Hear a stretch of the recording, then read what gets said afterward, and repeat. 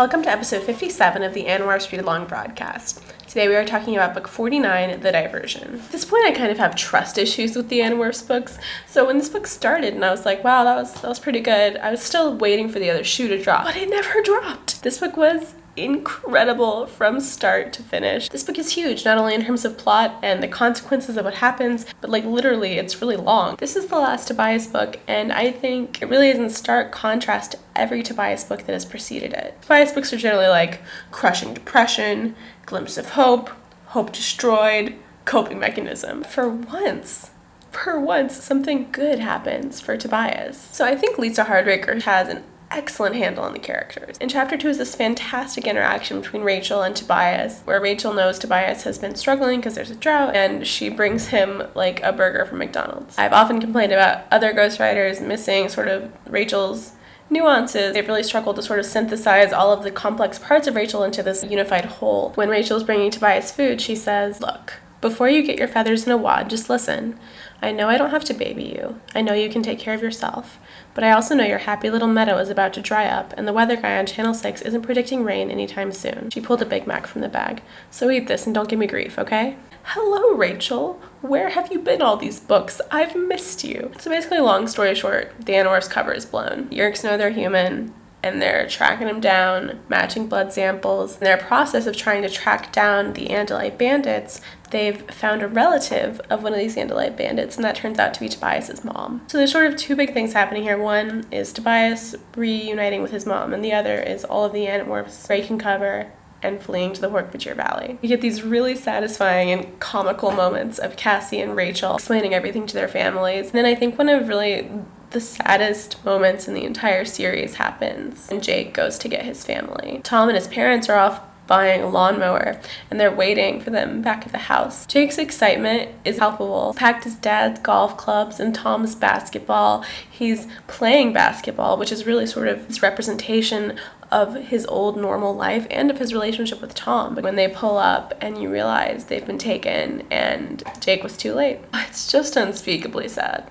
It's so sad. So Tobias decides that he can't stay away from his mom, and so the rest of the book is sort of Tobias investigating Lauren, and it turns out that the reason that Lauren has never sought out Tobias is because she was in some sort of really bad car accident, and she can't see, really intense recovery process after the accident, and just wasn't fit to take care of a child, and she also had amnesia. Yeerks are watching Lauren, kind of waiting, hoping to use her as the way to capture Tobias, so he comes up with this crazy plan to give her the ability to morph so that she can escape with him and go to the Hork-Bajir Valley. In the end, there's this totally massive, epic situation where Tobias and Lauren escape as red-tailed hawks. They're being followed in helicopters and on foot. Long story short, eventually do escape to the Hork-Bajir Valley, and only after Lauren has thrown herself in the line of fire to save Tobias at one point during the fight.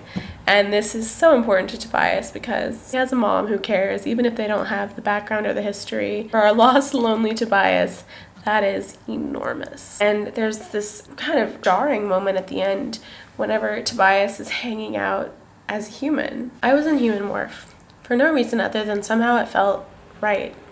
I'd never really been comfortable in my human body, even back when I was a regular non-Noth-like kid.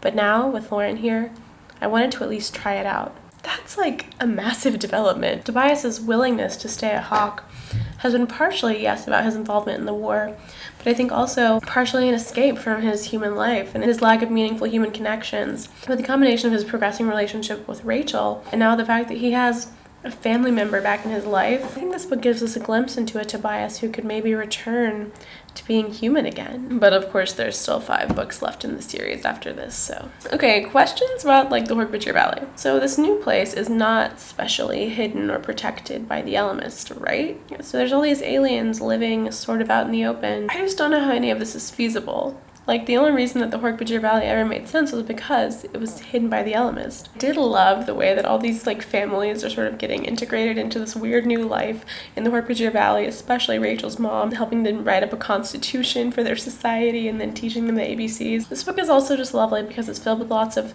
these little character moments, like Rachel helping her sister with gymnastics and Marco being particularly attuned to what Tobias was going through. If this book is the first book to sort of end with Tobias in a positive place, it seems to do that almost like in exchange for Jake. Tobias even comments, it's like the two of them have switched places. Tobias has a family for the first time ever, and Jake now has no one. His family has not only been his motivation, but sort of has been his sanity. So this is going to have a huge impact on Jake moving forward. Yeah, in conclusion, this was a phenomenal book. The pacing was good, the characterization was excellent, and having the Animorphs cover be blown, revealing themselves to their parents, fleeing into the valley. I mean, this is one of the most exciting books in the series, hands down, obviously. Yeah, those are all my thoughts about Animorphs number 49, The Diversion. Next book is book number 50, The Ultimate.